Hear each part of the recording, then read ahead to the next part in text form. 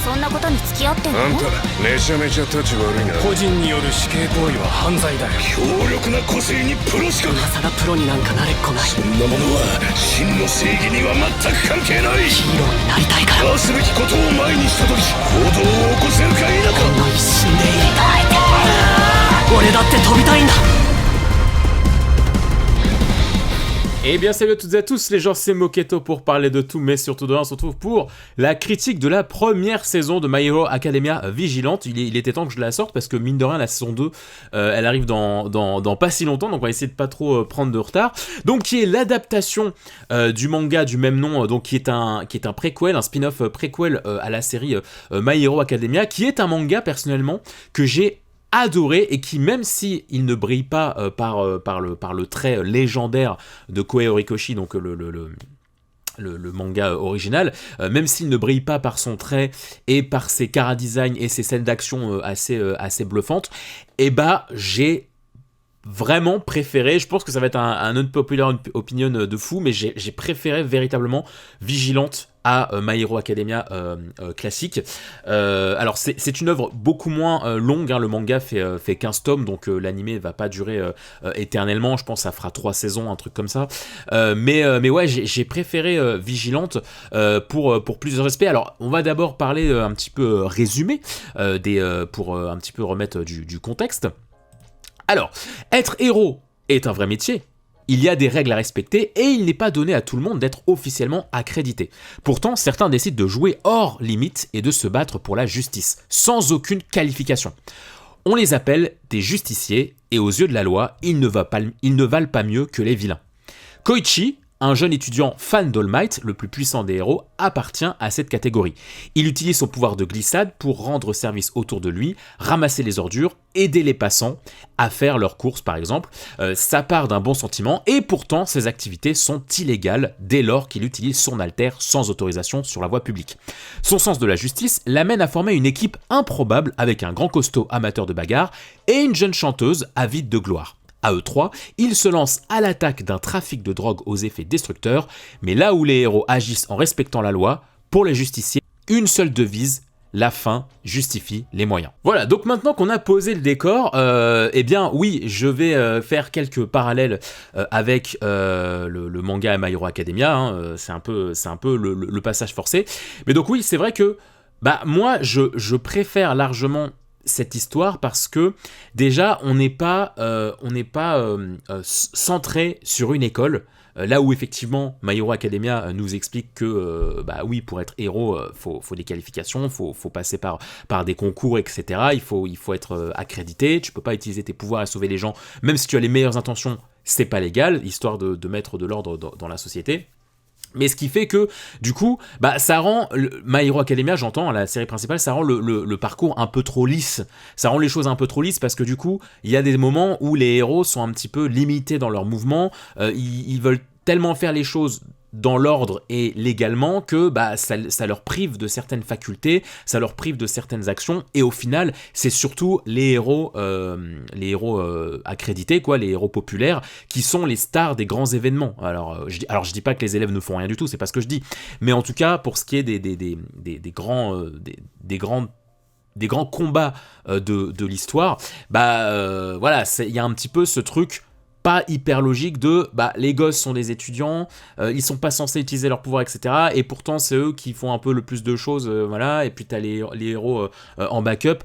Moi ça me faisait un peu un effet bizarre parce qu'au final et puis surtout tu restes centré un peu sur les mêmes vilains, à savoir la ligue de super vilains avec All for One. Voilà, tu restes quand même assez cloisonné sur l'école et on affronte l'organisation de All for One, avec en plus des pouvoirs qui sont quand même assez pétés. Tu vois le pouvoir de Deku, tu vois le pouvoir de j'ai oublié, Tenya, je crois, le gars qui court giga vite, tu vois le pouvoir de Bakugo, tu vois le pouvoir de Shoto. Bon, c'est quand même des pouvoirs ultra pétés de base, et même sans entraînement, tu comprends très rapidement l'ampleur de leur pouvoir. Et moi, j'avoue, je trouve pas ça hyper intéressant quand de base, tes personnages principaux, ils ont des pouvoirs ultra pétés. Alors que dans Vigilante, ce que je trouve très intéressant, c'est que les pouvoirs ne sont pas forcément sexy au premier abord, et c'est justement ce qui va rendre certaines interactions et certains combats beaucoup plus intéressants. Comme je le disais, le personnage principal Koichi, son pouvoir c'est la glissade, il glisse. Sur le papier, ce n'est pas intéressant, ce n'est pas badass. Tu le vois au début de l'histoire, tout le monde se moque de lui, tout le monde lui dit, le prend pour un mec un peu chelou. Quand il sauve les gens, il est là, il glisse entre les jambes des gens. Enfin, t'es là, mais mec, mais qu'est-ce que tu fais? T'es sûr que t'es un héros? Enfin, t'as l'air plutôt d'un déjanté, quoi. Et c'est ça que je trouve intéressant dans Vigilante, c'est le côté, là, on est dans du concret. On est véritablement sur des personnages qui n'ont pas été gâtés par la vie. Je parlerai pas des backstories pour ne pas spoiler, mais vous en doutez que voilà, ils ont pas été gâtés pour plein de choses, et bah du coup ça va être vraiment à partir de leur character development qu'ils vont devoir prouver leur développement, leur valeur, et un petit peu monter dans leur notoriété, parce que quand tu es dans l'école du plus grand héros du Japon, bon, dans une école privée hyper classieuse et tout, bon, en fait, ton quota populaire, popularité, tu l'as déjà acquis de base, en fait, alors que là, non, là, tu es vraiment dans des héros qui ne cherchent pas la gloire et qui veulent juste aider, et qui, en fait, eh bien, n'ont rien de véritablement sexy. Et tu as justement plusieurs fois ce questionnement de est-ce qu'on peut le laisser sauver des gens. Il y a ce qui est très intéressant aussi dans Vigilante, c'est qu'il y a des parallèles avec My Hero Academia, donc on va voir beaucoup de personnages qui sont issus de la série principale. Je pense bien sûr à All Might, à Endeavor, à la prof masochiste, là j'ai oublié son nom, enfin vous voyez sur l'affiche, hein, il y a des héros qu'on retrouve dans ce spin-off. Et aussi ce qui est intéressant, c'est que c'est un préquel, donc tu vois certaines choses qui donnent naissance à certains éléments qui seront ensuite utilisés dans l'arc principal de My Hero Academia. Je veux pas spoiler, mais je pense notamment au personnage de Aizawa, je crois qu'il s'appelle, le mec un peu dépressif là. J'ai un peu de mal avec les noms dans My Hero Academia, vous m'excuserez, il y a beaucoup de personnages. Mais ouais, sans spoiler, lui à un moment donné, alors c'est pas dans la saison 1, mais à un moment donné plus tard dans la série, il aura un arc assez important qui, du coup, quand tu relis ensuite My Hero Academia, la série principale, tu vois les choses un peu différemment sur son parcours, sur certaines choses. Mais donc ouais, moi personnellement, je préfère ça, même si j'avoue que le rythme n'est pas des plus impressionnants. Je vous avoue que là, on est sur l'adaptation des 5 ou 6 premiers tomes du manga. J'avoue, je suis pas tombé red dingue du manga dès les premiers tomes. La première saison, je peux complètement comprendre que ce soit pas encore votre came, parce que c'est une saison qui pose les bases. C'est pas une saison qui va tout de suite en mettre plein la vue comme ce qu'avait pu faire My Hero Academia, où direct le héros il allait pouvoir péter. T'as des grosses scènes d'action. T'as l'antagoniste qui passe déjà à l'attaque, etc. T'as déjà le grand Manitou de des coups, etc. Là non, ça prend un peu plus son temps, donc je peux comprendre que ça puisse pas forcément emballer tout le monde, mais je vous assure que c'est pour le meilleur. C'est parce que la série prend le temps d'introduire des personnages que les dramas plus loin vont avoir une vraie saveur. Je vous l'assure que à partir de la saison 2, ça sera très intéressant d'un point de vue développement. Là, on est vraiment sur on présente les personnages dans leur double vie. Il y a ça aussi que je trouve très intéressant. De toute façon, si My Hero Academia s'inspirait quand même pas mal de comics, là, on est à fond dans du comics, je trouve, dans du Batman, dans du Spider-Man. Je trouve vraiment que là, en plus des aspects graphiques, on y reviendra plus tard dans la critique, je trouve que dans ce manga, on ressent beaucoup plus le côté comics, par exemple double vie, à la fois on est un lycéen et puis à la fois on sauve les gens de manière illégale, donc on n'est pas accrédité, donc on se fait poursuivre par la police, il y a une enquêtrice qui est sur moi, etc. Enfin qui ne comprend pas mon identité. Enfin voilà, on est sur des choses. On est sur de la double vie, là où dans My Hero Academia, bah non, pas du tout, parce qu'ils cherchent à faire les choses légalement. Là, c'est illégal, donc les héros cachent leur identité, Pop ou Koichi, voilà, sont sans arrêt dans de la double vie. Et ça aussi, c'est quelque chose qui me plaît énormément, parce que tu vois qu'entre les moments où ils sont en pleine action, où ils sauvent les gens, et les moments où ils sont dans leur vie de tous les jours, ils n'ont pas du tout les mêmes caractéristiques et les mêmes forces, et ils puisent dans leur côté super-héros pour grandir à leur façon. Et ça, je trouve ça hyper intéressant, d'autant que les personnages sont assez entourés, sont entourés de personnages très intéressants. Je pense notamment à l'enquêtrice, qui essaye absolument de démasquer The Crawler, et qui du coup a un alter qui fait qu'on est obligé de lui dire la vérité. Donc c'est hyper intéressant d'un point de vue intrigue, parce que du coup, dès qu'elle pose des questions, elles peuvent démasquer vraiment facilement, et ça donne des petites situations assez bien écrites, j'ai trouvé. Pareil pour d'autres personnages secondaires qui sont soit des mini-gangs, soit directement liés à la backstory des personnages. Je pense notamment à la backstory de Iwao Oguro, donc le gros baraque là, avec ses points américains, qui n'a pas d'alter, il me semble. Voilà, j'ai vérifié pour être sûr, mais oui, effectivement, il n'a pas d'alter. Donc là aussi, c'est quand même un parti pris intéressant. C'est-à-dire que dans le trio principal, alors qu'on est dans un univers de super-héros ou super-pouvoirs, il y en a quand même un des trois qui n'a pas de pouvoir. Le héros a un pouvoir ridicule, et Pop, pareil, tu te dis, bon, à quoi ça peut servir, etc. Et donc, véritablement, je trouve que ça amène des enjeux et des situations beaucoup plus à risque, je trouve, pour les personnages que My Hero Academia, et c'est assez ironique parce que pourtant c'est dans My Hero Academia que ça pète le plus, mais je trouve que les intrigues sont bien mieux amenées dans ce spin-off et sont beaucoup plus prenantes parce que les personnages principaux sont dans de vraies difficultés via leur situation familiale, sentimentale, ou au niveau de leur pouvoir. Et ça aussi, je trouve que c'est un vrai plus qui me plaît énormément dans ce manga.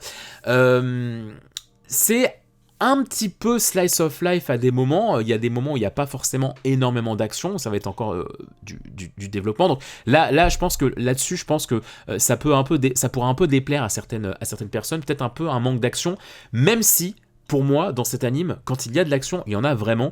Je suis tellement content que de la propreté soit autant amenée.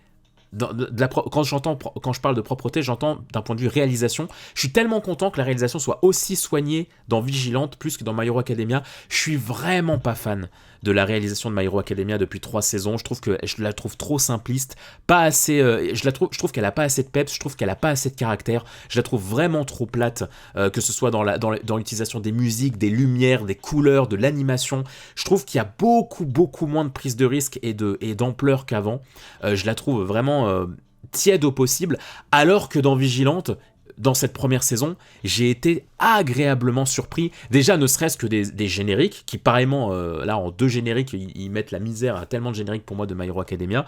Il y a une vraie personnalité dans les génériques de Vigilante, je trouve, dans les couleurs, dans le découpage, dans le fait qu'on veuille un petit peu retranscrire un côté comics, insérer un côté comics, bulle de bande dessinée dans le générique, mais aussi dans les épisodes, l'utilisation d'onomatopées à certains moments, les moments assez poignants, je pense notamment vers la fin de la saison, il y a quand même un combat qui est très bien animé, qui est très bien mis en scène, bien storyboardé, et qui du coup t'amène, ça fait quand même quelque chose. Et puis encore une fois, je trouve que les antagonistes, même s'ils sont pas exceptionnels, je les trouve beaucoup mieux écrits là dans cette première saison par exemple que dans My Hero Academia, parce qu'il y a un côté personnel qui joue en jeu, et il y a un côté comment on fait pour arrêter ça, comment on fait pour arrêter une menace qui est autant ancrée dans la vie quotidienne des habitants. Et c'est là où je trouve très intéressant, parce que ce manga met en évidence le fait que avoir une accréditation, devoir obtenir des autorisations pour agir, ça rappelle quand même beaucoup Civil War dans Marvel, eh bien ça impose des limites, ça met en danger beaucoup de choses. Et ça, c'est très intéressant, je trouve. Je trouve que c'est putain d'intéressant. Et c'est véritablement des questionnements et des agissements d'héroïsme que je trouve extrêmement intéressants. D'autant que, encore une fois, je trouve que les personnages principaux, ils viennent un peu de loin. C'est-à-dire que ils ont quand même beaucoup à évoluer. Là où Deku il est quand même assez pur et il a quand même un pouvoir assez puissant dès le début. Là, les personnages de Pop et de Koichi, ils ont encore beaucoup à mûrir. Ils sont assez immatures, assez refermés, assez étroits d'esprit dès le début. Je trouve qu'ils ont quand même beaucoup de défauts dès le début, et ça, je trouve ça merveilleux parce que ça ne peut que amener à du bon chara development. Après, moi, j'avoue, je suis un peu biaisé parce que je sais où ça va. Je sais où ça va, donc forcément, j'ai un regard un peu plus affûté sur certains développements, sur certains éléments scénaristiques, vers où ça veut nous mener.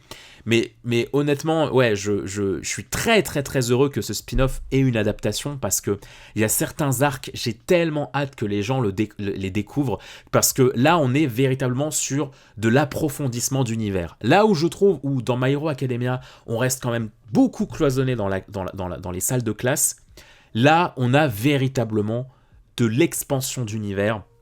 Il y a un arc, par exemple, de pseudo-tournoi sous terre que j'ai hâte de voir en scène.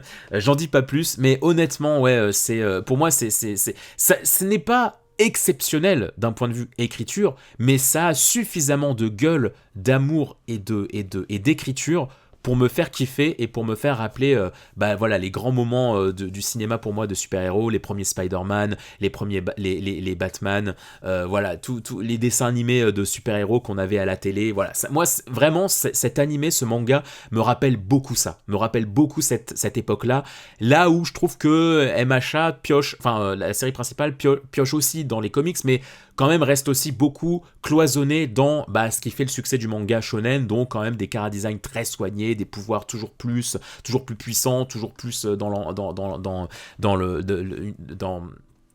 le côté montée de cran à chaque fois en puissance, dans la démesure, etc. Là, on est moins là-dessus, on est sur une intrigue beaucoup plus à échelle humaine, mais qui, du coup, à mon sens, beaucoup mieux travaillée. Et quand je vois l'adaptation, à quel point elle est propre pour l'instant, je suis assez content. Même s'il y a quand même certaines choses qui sont un peu passées à la trappe. J'ai regardé un petit peu avec le manga, et c'est vrai que il y a certaines choses qui n'ont pas été forcément adaptées, ou en tout cas adaptées très très vite, parce que je pense que voilà, ils veulent quand même aller le plus loin possible. Et donc, ouais, même si le manga n'est pas une claque visuelle, je recommande quand même pas mal le manga, parce qu'il y a certains trucs qui passe un peu vite dans l'animé. Justement, je pense parce qu'il voulait atteindre un certain point de l'histoire à la fin de la saison 1. Mais voilà, en tout cas, ces 13 premiers épisodes m'ont complètement convaincu, et j'ai hâte de voir la suite. J'ai hâte de voir l'anime dans sa globalité, parce que je trouve les personnages tellement attachants. Et encore une fois, comme je sais où ça va, et comme je sais ce que ça apporte à la série principale, ouais, j'ai quand même hâte de redécouvrir cette histoire. Voilà, j'espère que ma critique vous aura plu. N'hésitez pas à mettre un petit pouce en l'air, à vous abonner si jamais mon contenu vous plaît, et allez visiter les différents contenus de la chaîne sur la Moquette TV. Il y a plein de contenu pop culture qui vous y attend, donc n'hésitez surtout pas à y faire un tour. Prenez soin de vous les gens, prenez soin de vos proches, c'est très important, et à très vite pour de prochains contenus. Bye bye les gens.